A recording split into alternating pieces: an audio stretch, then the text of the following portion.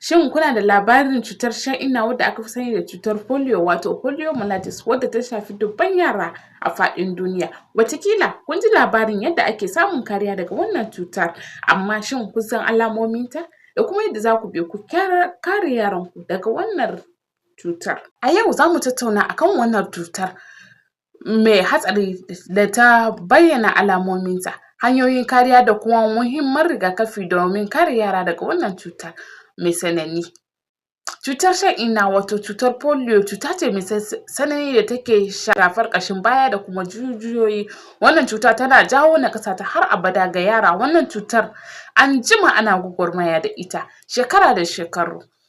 Duk da an samu nasarar kawar da shi a wasu ƙasashe da dama, amma cutar takan iya dawowa idan ba a ɗauki matakan kariya da suka dace ba.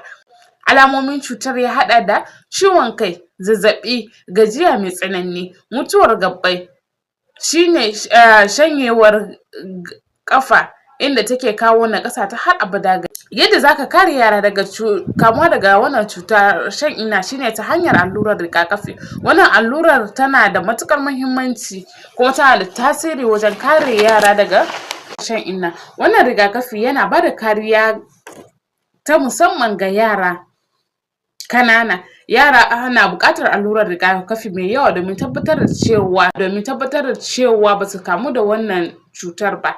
Al'amarin yana buƙatar kula sosai musamman ga iyaye, ba wai kawai allurar rigakafi ɗaya ko biyu ba, amma ana buƙatar cikakken tsarin rigakafi. Muna kira ga iyaye da su tabbatar sun kai 'ya'yansu asibitoci domin samun allurar rigakafin cutar shan-inna.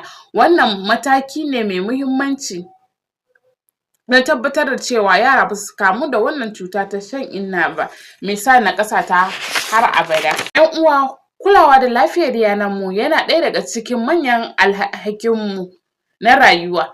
Muna roƙonku da ku kasance masu kiyaye lafiyar 'ya'yanku ta hanyar kai su asibitoci domin yi musu allurar rigakafin cutar shan-inna. Mun tabbatar da cewa